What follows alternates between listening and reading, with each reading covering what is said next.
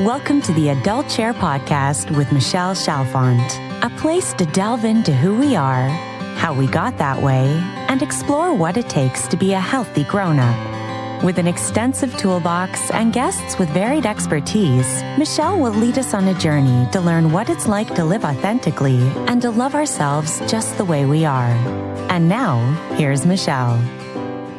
Hello, everybody. It is Michelle Chalfant, and I'm delighted to be here with you today on the Adult Chair Podcast, where we really learn how to live our healthiest and best self. And today is no different. We're going to be talking about living our healthiest and best selves in relationships. And this podcast was inspired by all the comments and questions I got from the podcast I just did 2 weeks ago, which was Healthy Relationships Part 1, I'm going to call it, which was podcast number 146. I don't think in almost 150 podcasts that I've ever gotten so many comments on social media and even in emails. I mean, I realized this was a really, really big topic. So I just felt inspired to do a part 2. So I'm giving you a tiny bit of review on a few of these key points to healthy relationships, but also I'm going to be giving you some new examples and some new keys to healthy relationships. So, I have a really, really giant announcement before we get started. I'm thrilled. Finally, I've signed everything, signed my life away. We are going to have the next Adult Chair Workshop in Nashville, Tennessee, May 4th and 5th. I've just signed everything. We have put it on the calendar. It is on the website, theadultchair.com/workshop. Go there for all the details. And I'm giving you guys $100 off for the month of March. So go check it out if you really want to learn a lot more about the 3 chairs, the aspects of every single chair, and how you can learn how to better apply this into your own life. This is where you want to come. So come join us May 4th and 5th at theadultchair.com/workshop for all the details. And I'm going to limit it to only 50 people. So make sure that you sign up soon because the last class filled up in 30 days and we had a gigantic waiting list. So make sure that if you're thinking about doing this, go ahead and sign up. All right, that's number 1. Number 2, our membership site is going so well. I am thrilled. So we are in it's actually month number 3, but we're going today or this month into the adolescent chair. So if you want to learn about your masks, and all the many, many, many aspects of our lovely adolescent chair, which is the egoic part of ourself, come join us there at theadultchair.com/membership site. And that is just something that I have wanted to create for so long, and it's finally up. And I have a very low introductory rate on this membership site that's not going to be around forever. So come and join us there. Go and check it out and see what you think, because I'd love to have you in there. There's a lot of great people in there already, and it's growing by the day. So it's very exciting. Come check it out. Okay, here we go. Healthy Relationships Part 2. How do we do healthy relationships when the other person does not know how? And what I'm going to say to that is most of us don't know how to do relationships really well. And I don't care if it's a romantic relationship or a friendship. And I'm going to start out with this because this podcast is for anybody, whether it's a relationship with your child, your teenager, your adult child, your spouse, your boyfriend, your girlfriend, your partner. I do not care. A relationship is a relationship. And unfortunately, most of us don't know how to do that well. And I wish there was a manual. And let me tell you, because of all the comments from last week's or the show from 2 weeks ago, I'm thinking about creating something just around relationships because I realize there's such a huge need we need some help on learning how to do it well. But anyway, and relationships take work. This is very, very, very true. And I realize we take better care of our cars than we do ourselves and our relationships. If your car breaks down, you go fix it. If you want to do well in school, if you want to get straight A's, what do you have to do? It takes work. If you want to lose weight or get in shape, what do? you go to the gym and you work at it. Unfortunately, we do not wake up with six-pack abs. I wish I could, but we do not. We've got to go to the gym and work at it. And relationships are no different. They take work. Nothing magically happens. When two people come together, they're going to get triggered, unless you're not human, but most of us are human if we're listening to this show. And some people get triggered more than others in relationship, but triggering happens. Unless, some people say to me, my husband and I, we come home every day and we have our wine and we sit and we talk and we have a lovely time. Many of us come home and we numb out on alcohol and we're not really having deep conversations about what's going on, and we numb out with whether we're drinking or getting high or whatever we're doing.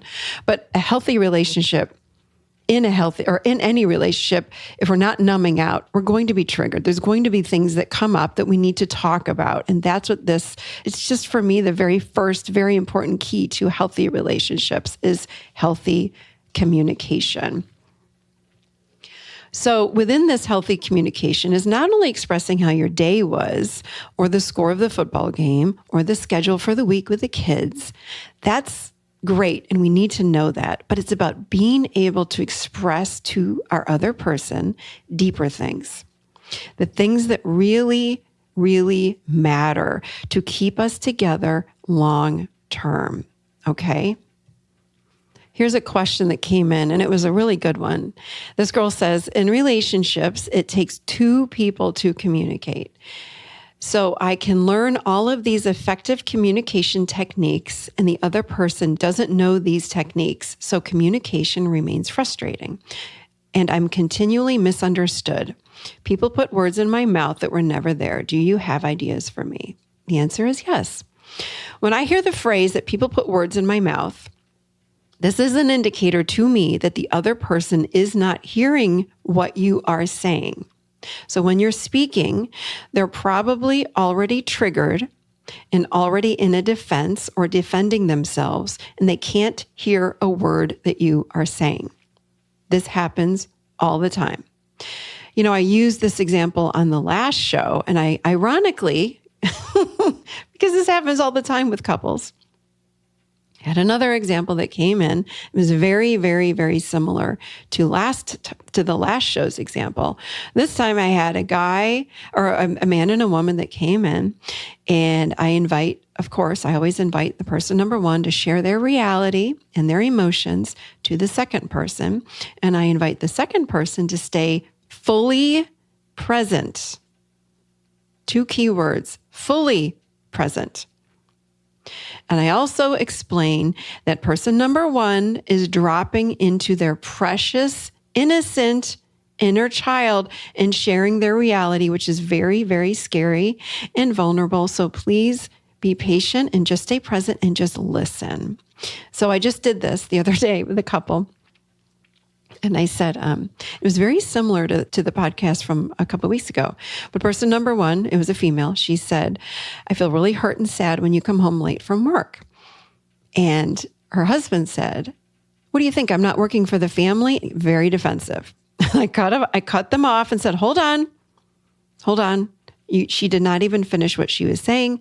Can you please allow her to speak her full paragraph or whatever she'd like to say before you respond? This is a lesson in just being present and listening. And I said, please be aware, she's not accusing you of anything. This is key. She is simply sharing her reality. Think about all that goes on in the human brain. We have 70 to 90,000 thoughts a day. You cannot possibly guess what another person's 70 to 90 thoughts a day are. There's no way. So it's our job to share our reality. And if we're in a relationship with someone, it's their job to sit and listen to that first person's shared reality. So that's what it was inviting these two people to do. So I cut them off when he started going into his defense. And I said, hold on. Just listen. We're going to start this over again. I'm telling you, it's so ironic, but this happens just about every single time when I have two people. Again, I don't care if it's husband, wife, partner, boyfriend, girlfriend. I don't care. Mother, daughter, mother, son. we do not listen well. So I asked this person to start speaking again. There was a woman, her name was Julie. I said, Julie, can you please start over and let Steve listen?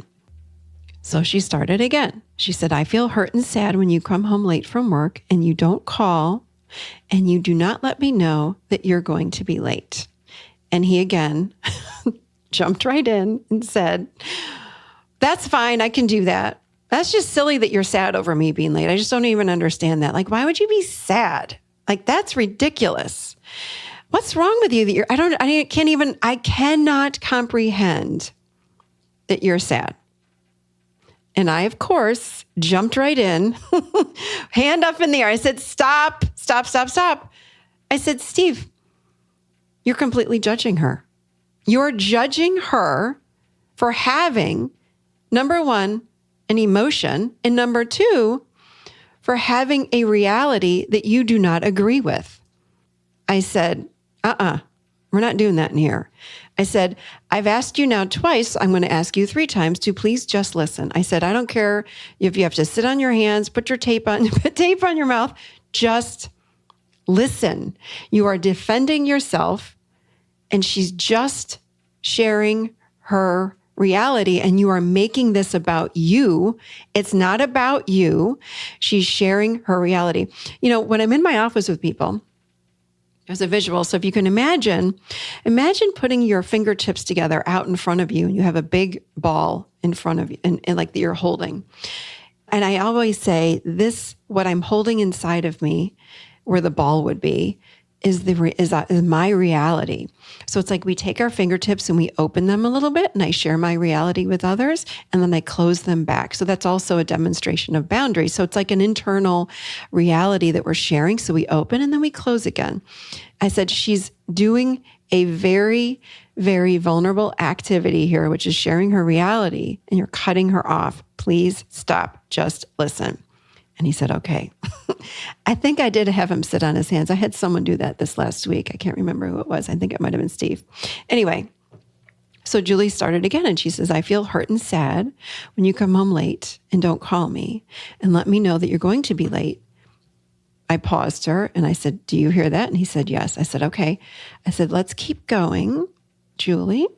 And she says, because when I was a child, she said, my father, when I was 5, left for work and never came home. He left the family for good. So I think I'm being triggered when you don't call me and let me know that you're going to be late. And then I said, did you hear her now? And he said, yes. I said, did you completely hear her? And he said, yes. And I said, what did you hear her say? And he said that I am reminding her of her father, and I'm going to leave her and never come home if I don't call and let her know. And I turned to her and I said, did he get that right? And she said, he did. And then she said, but there's a slight correction. I'm not feeling like he's my father, but the wounding that's there from my father, or the abandonment, is being activated when he doesn't call. Now, of course, she and I had worked on this, so she had the language for that. And I said, okay, Steve, did you hear her now correctly? And he said, yes. And then I asked him to repeat her again, or what she had said. And he actually did it very well. And then at the end, I invited Julie to ask him, I invited Steve to ask Julie, so then what do you need from me to help you to feel better? And she said, I just need a phone call letting me know that you're going to be late. That's it. That you're going to be home by X time. And if you're going to be late, just call me. And I said, are you able to do that? And he said, yes. And he was really humbled when he heard about her dad, because he had forgotten that. He, of course, had known that, but he had forgotten it. So it's really, really important that we share our realities. And if you're the listener, that you really sit in presence without judgment and let that person get everything out about their reality. What I absolutely love when working with 2 people, again, it could be anybody, mother, daughter, husband, wife, whatever it is is that when we learn healthy communication and that other person is actually present and witnessing what's going on with us, it can help to heal and transform our earlier childhood wounding. So if Steve and Julie keep this up and he keeps calling and just letting her know, more than likely, she will eventually not need him to call her at all because her abandonment wound won't be so deep. She will have built up enough trust with him within that relationship to let it go. That is the kind of thing that I see all the time. So that old wounding within her is just transformed. Okay? So if you're doing this at home without a therapist, but which of course I would recommend doing it with a therapist or a relationship coach that can just be in the middle and help you to catch yourself when you are being triggered and when you're in that defensive place. But, if you want a really great therapist that can do this, I would look for an EFT therapist, which is emotionally focused therapist, or a Mago or a Gottman. These people really know. I've had all three of those trainings and I really liked bits and pieces of all of them. And what I teach in the adult chair is bits and pieces of all of them. But I really like the sharing of realities. That's key. It's absolutely key. But if you're doing this at home, you want to remember the setup. And if you want to listen to that podcast that I did last week, I go through the whole entire setup of how we do this, how we do the setup, how to help yourself to feel safe, how to educate the other person. So listen to that last podcast, 146, and you will have steps on how to do this at home with your beloved or with your whomever without doing it with a therapist or a coach. Now, if you've got somebody that is not listening to the podcast or not really aware or not thinking there's anything wrong or doesn't want a healthier relationship because they don't even know that there could be a healthier, they're just not even conscious. We'll put it like that. I've had many, many, many clients come in and ask me, how can I change my marriage? How can I change my relationship? And of course, they want me to give them, which I swear I had these magic pills. I don't have a magic pill. I wish I did. But if we want someone else to change, you've heard me say this many, many times, we must begin changing that dance. We must begin to change first. And that takes some patience. But we are the ones, people ask me all the time, how do I get my fill in the blank to live in their adult chair? You live in your adult chair first and model for them what healthy looks like. You start. So in relationships, we do a dance with whomever we are in relationship with. So imagine doing the waltz with somebody. Well, if the waltz is old, if the relationship is old and you don't like how that relationship is going, you have to change the dance. Don't expect that other person to step up and change. You have to change the dance. So you got to be the one that starts doing the polka. So when you start to change, then that other person can change with you. They'll follow you and they'll change, or they go and they sit down. So here's a big question. If someone's in a relationship where they really want to change and they're thinking about leaving, but they're not quite sure, the first question I always ask is, do you want to stay or not? We have to get really clear about that. And if they say yes, but I'm not happy with that relationship, then I say, okay, well, let's start a new dance. And I just had a client the other day that I was working with, and she wants to change the dance with her husband. And she doesn't know where to begin because she wants a deeper, more connected relationship with him, but she does not even know where to begin. She has some ideas. We've been working together for a while, but I said, okay, first of all, let's go slowly with this. Again, he's not someone that listens to this podcast yet, because I have seen miracles lately where, partners and spouses and people are listening to the show that I would have never guessed, but we're going to say yet. But he's thinking, their relationship is just what it is, and it's not god awful, but she wants it to be closer and more connected. So I said, the first step is to go slowly, and let's really watch for little changes to happen. The other thing is when we're working or when we're in a relationship with somebody, we want to remember when we're speaking with them and we are attempting to create this new connection, remember to slow everything down, including our speech. And it's very important to watch the tone of voice. Do you know that when we raise our voice like this and we do this, it throws us, the nervous system, into fight or flight or freeze. So we might leave our body when we are going into this higher pitched voice. Just keep that in the back of your mind. It's a really important part here. But anyway, so I said to her, I said, why don't you? I said, first of all, we have to know what is the other person's love language. So are they someone that enjoys physical touch? Are they someone that likes to hold hands? Are they someone that likes to hear I love you? What do they like? So she said, this client, she said, he really likes physical touch. I said, great. I said, okay, so let's start by letting him know and inviting him to have a deeper connection. So we decided that she's going to ask him some questions like, hey, what do you, I'd like to build up our relationship. I'm going to give you a few examples of what you could use. Like, I'd love to have a deeper connection with you. I'd love to have a deeper relationship with you. I would love to connect deeper in the heart space with you. Now, you might get that response like, what's wrong with our relationship? Again, going into a defense. And that's when you have to remember to stay present, because we're teaching them how to do a healthy relationship from their adults. That's when we come back and we say, no, there's nothing wrong. I just want to keep growing with you.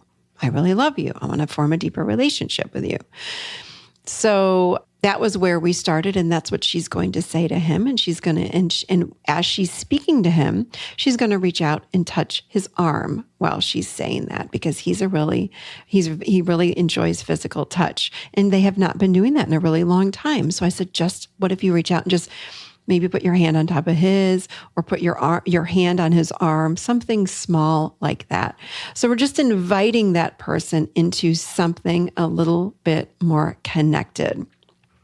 So this is just where we begin. Like, we want to awaken that other person that we would like something a little bit more, and even pique their interest. Okay. So I encouraged her, I said, why don't you invite him to just start going for walks in the evening with you, like a 20-minute walk around the block after dinner or something like that.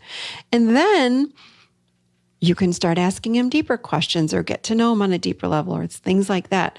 But we're just starting here, because even doing something as what we would find as basic as that is something they just have never done. So I said, we want to start small and do very little teeny tiny things that make big impacts, and touching his arm and letting him know that you'd like to have a deeper relationship, and he would too. What we're doing is we're opening up not only her vulnerability in her heart, but we're also opening up his.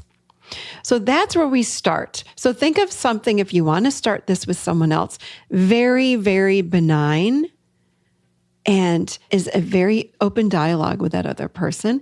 You can even explore, like, what can we do? Maybe we should do date night. That's another thing I worked with this couple just last week.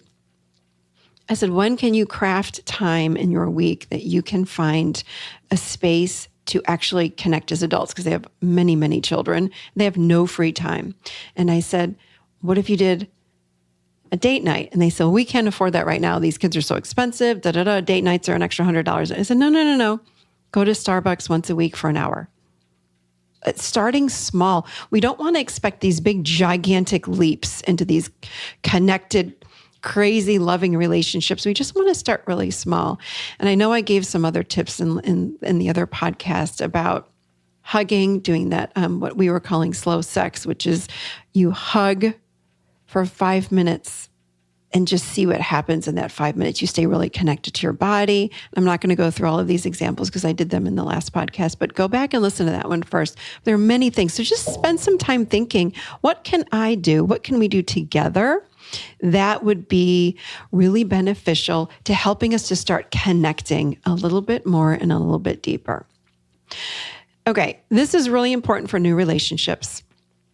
It's about getting in touch with what your stuff is. Meaning, think back to your mom and your dad. What was their relationship like? Was your mother a narcissist? Did your dad cheat on your mom? Was your grandmother an alcoholic and you got dropped off at your grandmother's house twice a week when you were growing up? All of these things affect your current relationship, and it's your job to get in touch with your past. Was your dad a rager? How does that affect you now? Maybe now you don't do anger really well.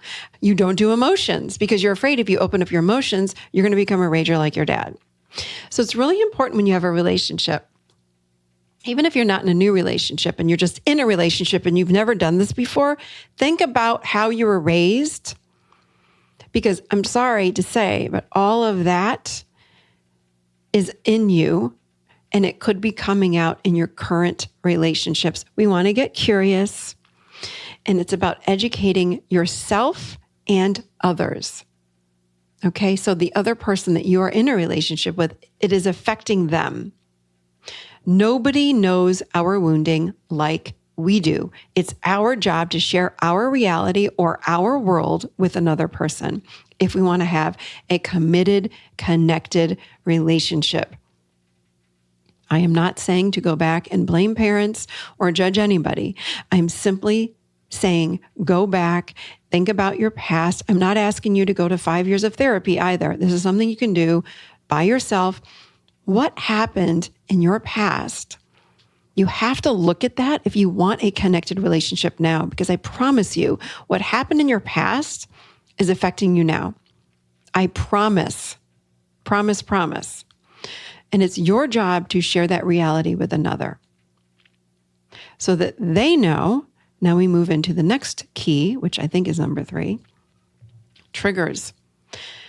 We get triggered oftentimes, or most of the time, if we're in a relationship with someone, by another because of our old childhood wounding. So if we don't know what our childhood wounding is or could be, it's really hard to take responsibility for it and to transform it. And we will be stuck in victim or blaming that other person and stuck in trigger. When people come in and they're triggered by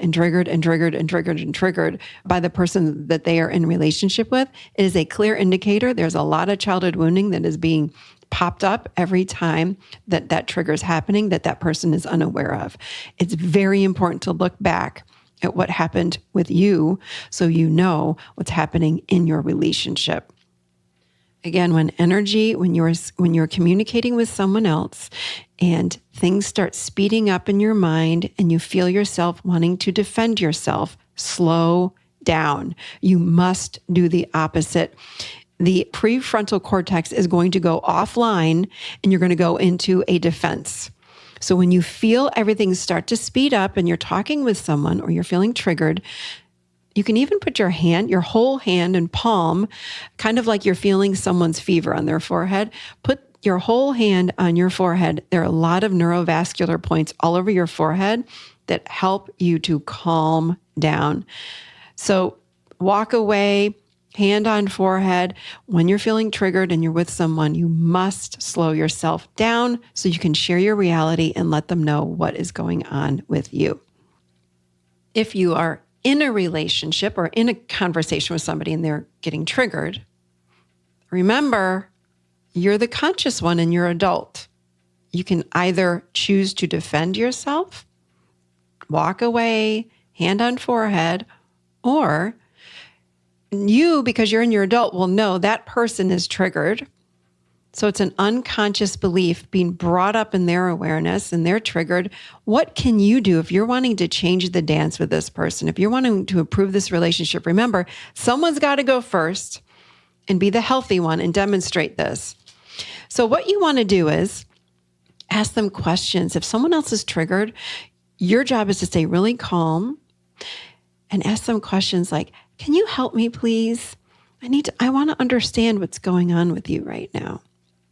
What's happening? I'm here for you.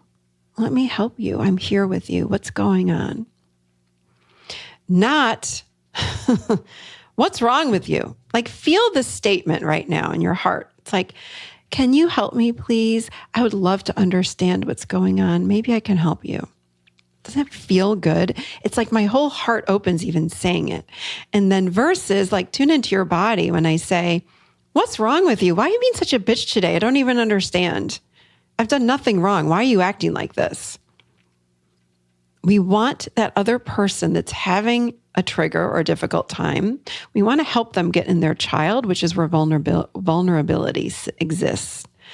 So we want to remain calm and slow talking to help them to come out of that trigger and out of that defense and start to open up with us. Okay? I know I've shared this before, but I grew up with a rager. And when my husband would get angry, I would shut down. I mean, when you're a little kid and you grow up with an uncle, my dad's identical twin brother that was a rager, I would shut down, freeze, leave my body, all of the above. It was scary because it was like explosive rage all over the place. So when my husband would get angry, it would trigger me into that old thinking, and I would just freeze. I would walk on eggshells. I'd be scared to death. But as I got healthier and I learned what a healthy adult would do, I was able to ask him, what do you need when you're feeling off? And he said, I need you to hug me. I need a hug. So it's so interesting because he would be angry on the outside. The defense is outside of us, trying to defend and keep everyone away. But on the inside, his little boy wanted a hug. So I would have to get in my adult when he would be upset about something, and I'd walk straight up to him and say, would you like a hug? And he'd say yes. And then when I would hug him, his whole body would melt. I could feel the defense melting away. That's what happens when we know what that other person needs. This is why it's so important for us to know our stuff. I know what I did for so many years when anyone would get angry around me. I would freeze and lock up and leave my body. So I had to learn that about myself. So then as I'm going through life and I'm getting healthier, I had to learn that when someone was angry, I would know what to do. So I would start to ground myself. I would remind myself of the date. In other words, what year is it? What's the month and what's the date? I would remind myself, I still do this, how old I am today. And I go, oh yeah, hold on. I'm okay. I'm healthy. I'm not with Uncle Don. Uncle Don is passed on. He's not even here anymore. But when we're triggered, we go right back to that childhood wounding and we forget. It's going into the unconscious adolescent chair. So we have to remember where we are today so that then we can help that person that we are in relationship with also stay present. So the next key here is stop fixing others. Okay. I was just working with a guy the other day and he's a doctor, and he said he was really upset because his wife has really bad anxiety. And he came in, he says, I don't know what's wrong with my wife. She's not listening to me. He said, I've been trying so hard to help her with her anxiety, and I give her diets to go on. I've given her breath work and therapy suggestions. I've given her your podcast. She doesn't want to listen. I've done all this research. I know about anxiety. And she is being so mean to me. He says, what else am I supposed to do? I said, absolutely nothing. In fact, I want you to stop what you're doing. And he was like dumbfounded. He's like, why? Why would I do that? It's my wife. I said, did she ever ask you for your help? And he said, he had to think, and he goes, no. And I said, you are in codependency. Stop what you are doing. And he says, yeah, but she, and I was like, no, stop. I said, in fact, when you offer her all these suggestions, you're sending her the message that she's broken and making her feel worse. Stop what you are doing. I said, unless she asks for your help, you must back away. I said, you can offer to help and say, hey, would you like my help? You didn't even do that. You made the assumption that she needed your help. You cannot do that. That's codependent. That's not going to help you. So we need to stop fixing others that we are in relationship with unless we ask for help. Stop fixing. It's codependent. And it's not healthy. And it does not help our relationships. So it's hard for us to sit and watch another suffer with something like anxiety or anything. But unless they ask for our help, don't offer. Again, you can say, is there anything I can do to help you? I'm here for you. But if they say no, thank you, then let it go. The next topic is, again, I'm not sure if I call this codependent, stop walking on eggshells, or I'm in a relationship with a narcissist, because there are so many things we can talk about here. If you're changing your behavior to quote unquote help them or not get them triggered, stop it. That's enabling. Stop. You do not change your behavior for another person to help them. It's not helping. That's a codependent behavior. Please stop. I spoke with a client yesterday about her partner getting so triggered when she would go. This woman would go every other Wednesday to have coffee with a friend in the evening because she did not have her kids and she worked all day. Every other Wednesday, her ex-husband had the kids. So this woman, Pat, we'll call her, was going to have coffee with Lucy, and Pat's husband was getting very upset. So the night every other Wednesday when Pat would go have coffee with Lucy, Pat would get home from having coffee and her husband would kind of be like stonewalling her, like really quiet, giving her the silent treatment, et cetera, et cetera. So Pat was coming into me and she's like, I don't know what to do. I've asked him what's going on and he's telling me nothing when I get home, but clearly he's upset that I'm going to have coffee with Lucy every other Wednesday night, And she was saying, she goes, I'm even, putting the kids to bed. So we don't even go out till like 7:30, 8 o'clock at night is when I'm meeting Lucy and we're only out for 2 hours and then I'm home by 10:30. And it's the only time I get to see her because she's really busy and she works all weekend, et cetera, et cetera. And she said, I don't know what to do because my husband just goes cold on me every other Wednesday night. And she says, I keep asking him what's going on. And he says, nothing's wrong. I'm fine. And she says, I think I should maybe stop going to coffee with Lucy. I think that's really what's going on with him. And I said, absolutely not. I said, I want you to continue to go have coffee with Lucy every other week because that brings you joy and you're doing nothing wrong. And she says, yeah, but he's getting so mad and stonewalling me. Meaning stonewalling is like they're putting a wall up and they're just going silent and they won't talk. Again, it's not our job to fix another person. So if you are the stonewaller, I'm going to yell at you and say, stop it. It's your job to speak up for yourself. If someone else that you're in a relationship with has hurt you, it's your job to speak up about it. Stop stonewalling. But if you're in a relationship with a stonewaller, do not stop what you're doing because it's their job to speak up for themselves and say, hey, I'm uncomfortable with you going out to coffee with Lucy. But then there's a conversation about it. Okay?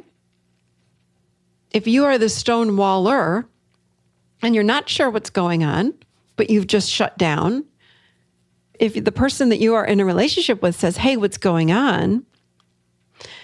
It's your job to say, I'm not sure what's going on. You might not say it like that because you're in a bad place, but like, I'm not really sure what's going on. I'm going to sit with it or I'll get in touch with it. But I just want to let you know, I don't think it's you, but yeah, something happened and I'm just really triggered and I'm going to work on this. Okay. Now, if you're in a relationship and this person is stonewalling you, remember, we're the healthy ones here because we know how to live in our adult chairs. So it's our job to go up to them and say, hey, is there anything that I can do? Remember these very soft, lovely, open questions. Is there anything I can do for you? Can you help me understand what's going on? I'd like to be here for you if you'd like me to be. Okay, think really soft, okay? Not, what the hell is your problem?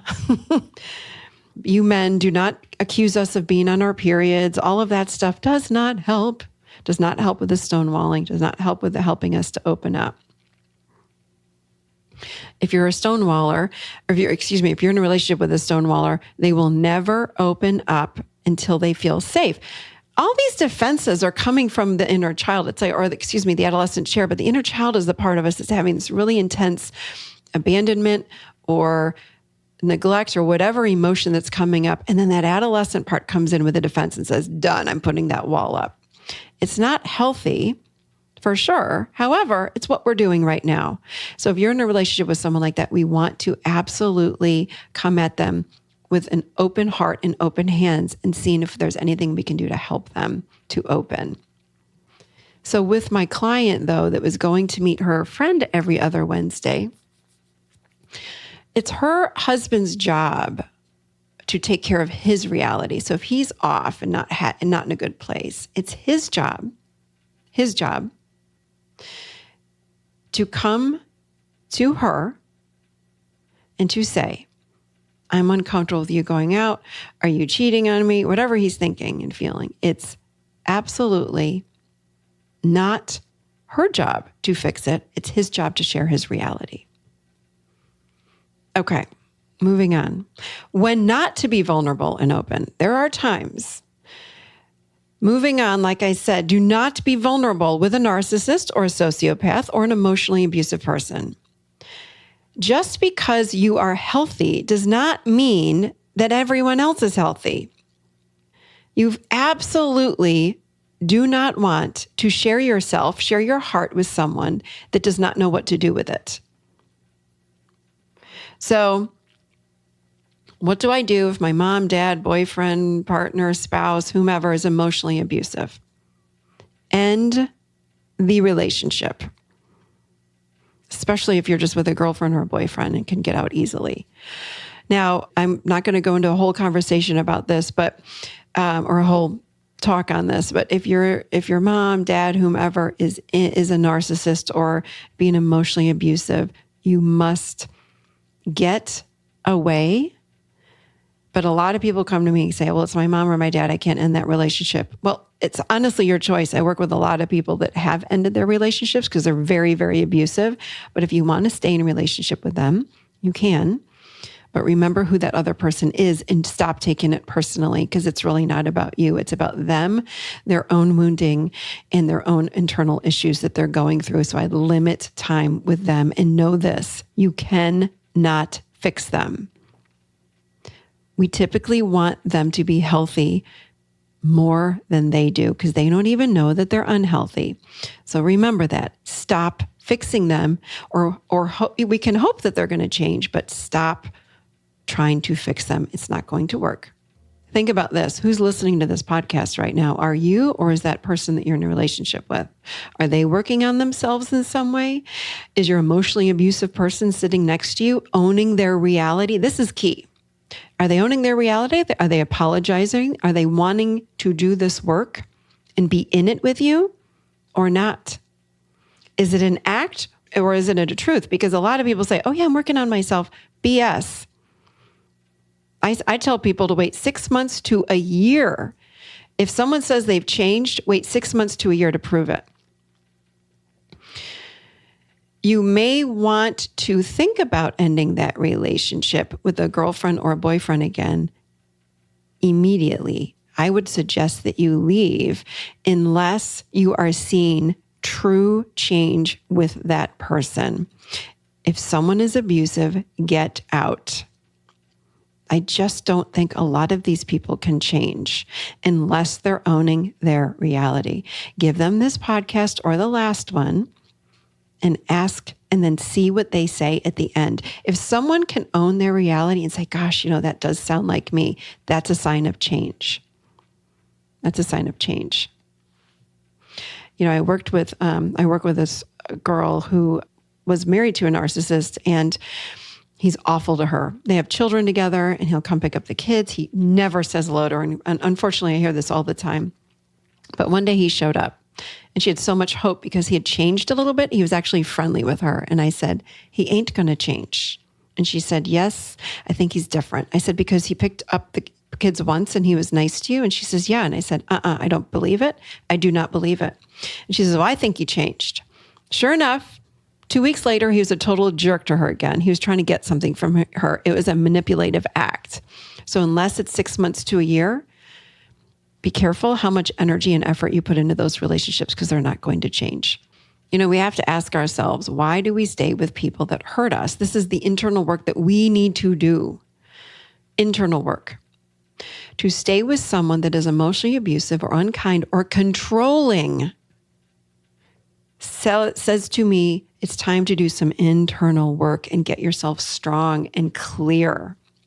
I worked with a girl recently and she said, it's really weird. My husband says he loves me, but he wants to know my every move. He's got this stupid tracker on my phone and he watches every penny I spend and he gets very upset with me when I spend something and I don't run it by him.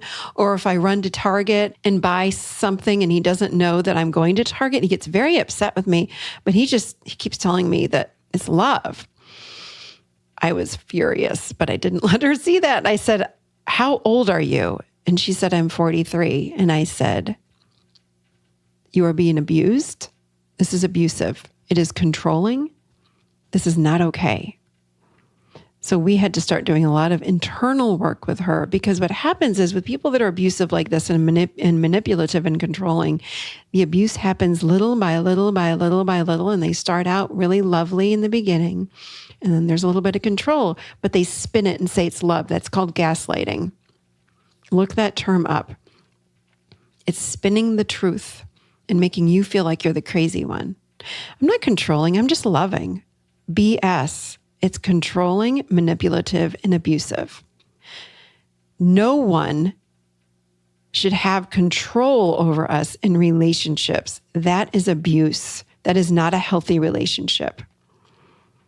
Okay, we have to wake up. And if this is you, then go do internal work. You need to find truth and find out who you really are and find your power and get out.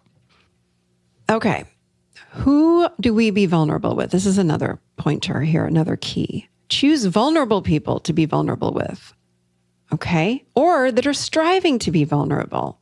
These are the people that we want to connect with and open ourselves up to. Do not open yourself up to, and think about it. When we open up, we're opening up our precious heart to others. Don't open up to people that cannot do the same. Do not do it. Test the waters first, okay? What happens when you say, let's have a healthier relationship? What happens? Does that person slam the door in your face? Do they hang up on you? How do they respond? If they're not a narcissist or sociopath or control freak or any of these things, I honestly believe that these people can change if they want to. They've got to want it. Okay? You have to be the adult and teach them how. But if they want to, even a little bit, and they're opening up the door, I feel like we have hope and anyone can change. But be careful opening up your heart to people that cannot receive it. Go slowly with this. Just to go back to that woman I was speaking about earlier, it's like, go slowly, hold his hand. When I was talking about the woman in the beginning of the show, I'd love to build a relationship with you. Even if it's a friend, it's like, hey, I would love to start doing more with you. Would you like to, it's about opening up to what your needs are, sharing things that are important to you. If you're in a committed relationship, it's just getting to know each other deeper, but going slowly, but knowing that that door can open in the heart space, but they need to be willing to do that. So if they're willing, I have lots of hope. If you keep opening up to somebody and keep trying and they keep slamming the door, that tells me they have such fear around vulnerability, they might not be able to do it.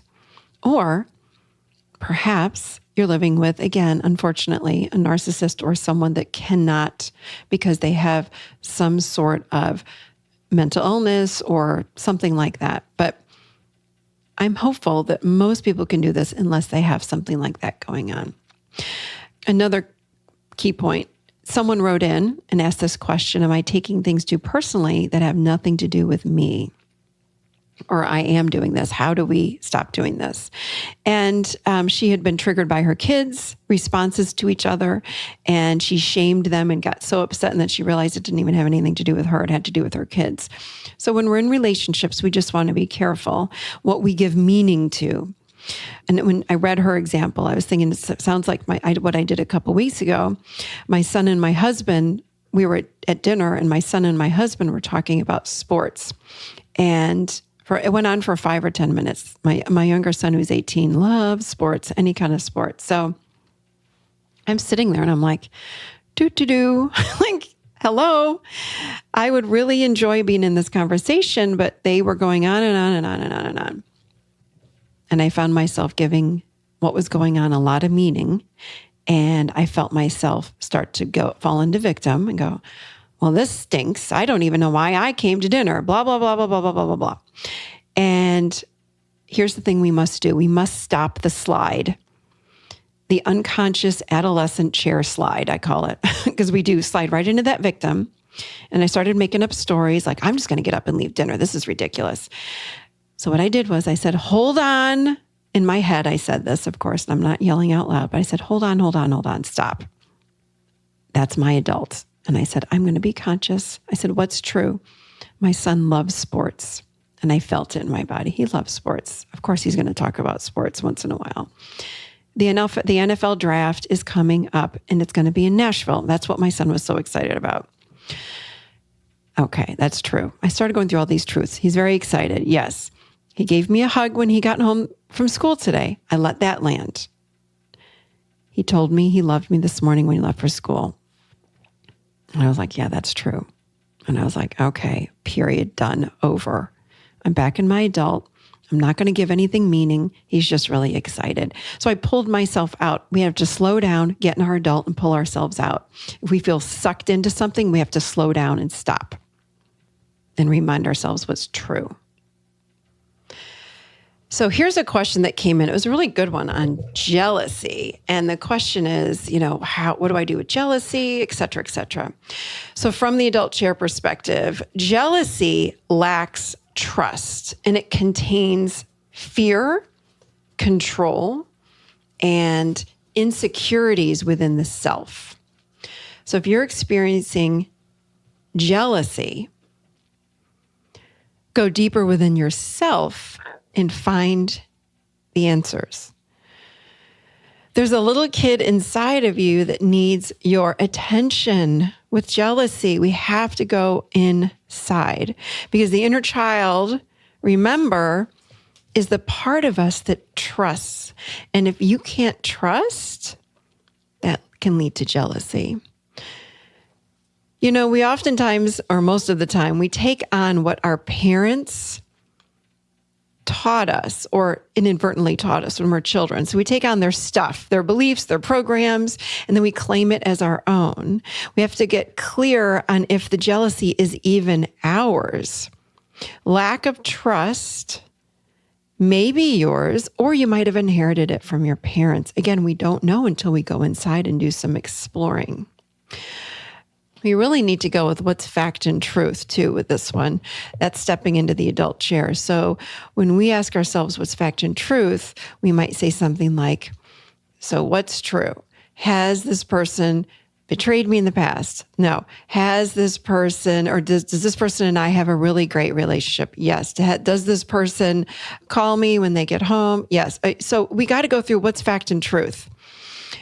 Another thing that I say to a lot of my clients is, are you letting this land? Are you letting the good land? Remember, I've talked about, we don't want to catch the bad stuff. We want to let the good stuff land. And we're not good at doing that, I find. So when someone pays us a compliment, do you let that land on you? Or do you say something like if someone says to you, oh my gosh, I love your new car. I love your new outfit. I love your new fill in the blank. Do you say, thank you? If you say thank you, you're able to receive that compliment versus letting it fly by you and saying, oh, this old thing, I got it at Walmart, or this old thing I got at Target, or oh, that's a used car. It's not even. So the reason we want to pay attention to this when it comes to jealousy is when we let the good land, what happens is we're actually opening up the heart space to catch the good stuff. So when we look at, again, we go back to fact and truth. We might look at something like, well, my new boyfriend, he took me to dinner. Did that land when you were at dinner? Like, wow, this person is taking me out to dinner. They're paying for me. They're having a nice time with me. They're laughing. We're having such a good time. Are you in that moment really appreciating and letting all this good stuff land? And when we grow up, again, sometimes with our parents' stuff, if we don't know how to trust, let's say, we've taken on their beliefs or programs, our actual heart space might be a little bit closed down and we're not even able to receive this good. So we want to start opening up that heart center. It's actually called there's a chakra there. It's a heart center. It's where we give and receive unconditional love. And if we're not good at giving or receiving unconditional love, then our heart center is a little bit closed. So we just want to pay attention to what's going on in the heart. And if it's landing, if we're letting it in, are we letting that in? What are we giving? What are we receiving? All of these things. Very, very important when it comes to jealousy, because we want to be able to let the good in. If that heart is opened up a little bit more, jealousy goes down. Another great remedy for jealousy is really getting in touch with what's going on in the adolescent chair. What part of us, in other words, isn't trusting or is blocking that trust. So if we look at what's going on in the adolescent chair, we might even get a visual like there's a wall there. When I think about trusting so-and-so, there's a wall. We want to look at that wall. And we do that work from the adolescent chair place. We just want to work with that one part. Another thing is gratitude. So going back to letting things land, we really want to be grateful for what's going on in these moments when we're with this person. And even when we're not with them, we want to reflect back and say, wow, I really appreciate when they brought me flowers, when they got my mail, when they were on their way in the house, when they took my garbage out, like the little things, let those things land and be grateful. That starts to change jealousy. Jealousy is just a program and it's very simple to shift and it only happens from within. We don't want to go outside and change what someone's doing outside of us. It's about going deeper on the inside and looking at what's going on there. The very last thing I'm going to talk about right now is how we have healthy relationships, or I should say creating healthy relationships. Someone wrote in about this and said, how do I bring in a healthy relationship? So I most recently did a podcast called Calling in the One with Catherine Woodward Thomas. I will put that in the show notes. That was just a few podcasts ago. That would be a great one. But one thing we want to do if we want to call in a new relationship or a healthy relationship is we want to write down what we want in that relationship and visualize that relationship and let the emotions come up and through us that are enhanced or happening when we even have the thought of bringing someone like this in. It's fascinating. I've done this with other clients and I'll say, I worked with one girl, I think I've used it on the show before, and she said, I really want a new boyfriend.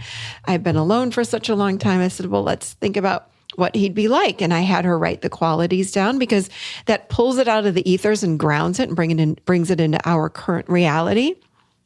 Write it down, pay attention, recite it to yourself every single day. I did that. I created someone in 30 days when I was in my early 20s. It really works. What you think about comes about. So what you are thinking and writing and rehearsing every day in your mind, it really does manifest. So be careful what you write down. But when we enhance it with feelings, so the girl I was working with, I said, so write down what you want. She did. I said, let's start imagining this guy coming over. Do you want him to come over after work? Yes, she had him come over. And this is all in her mind. And she came back the following week after we were going to have her new boyfriend come over in her mind 3 times that week. And she came in the next week and I said, how is it? And she started laughing. She said, God, he's annoying. He wants to come over like 5 nights a week. And I said, isn't that interesting? You want a boyfriend so badly and he wants to come five days a week and you're annoyed and you only want him there twice. So it helps us to get in touch with what we really want. And are we blocking anything? So we oftentimes put up walls and block things we're not even aware of, which is why I go back to what I have said for years and years and years. This is not conceited to say, nor is it selfish to say. It's all about me. If I don't know what's going on with myself, how in the world do I know what I'm creating on the outside, what my triggers are? I need to always be in touch with what I'm thinking and what I'm feeling. This is a wonderful exercise to do in order to know what you really want in a relationship and what you're creating and what you might be miscreating. So as much as she wanted someone in her life, this girl, what we realized is she doesn't want someone all that much. She just might want to date someone part-time and not have a full-time boyfriend. So we had to go in and look at that. But we need to go inside of ourselves and find out what's going on in this inner programming so we know what we're creating, who we're creating, and why we're creating it. Okay. What else do I want to say? Oh, I did a meditation. It's on my website at theadultchair.com. It's the 10-minute meditation for creating your heart's desire. That would be a great one for helping you to create exactly what you are looking for as far as a new healthy relationship goes. And even if you're not in a great relationship, start manifesting the good, even with someone that you might be in a relationship and it's not that great and you want to make it better. How do you want it to be? We spend a heck of a lot of time focusing on what we don't want or what's wrong. Start focusing on the good and start seeing the good before it's even happening. We are that powerful. I promise you, I do this every day. You would be amazed at what will start showing up in your reality. So try that meditation, the 10-minute meditation for creating your heart's desire. Okay, I'm going to end now because I could keep going. It's a lot I know I covered today. I hope you all enjoyed it.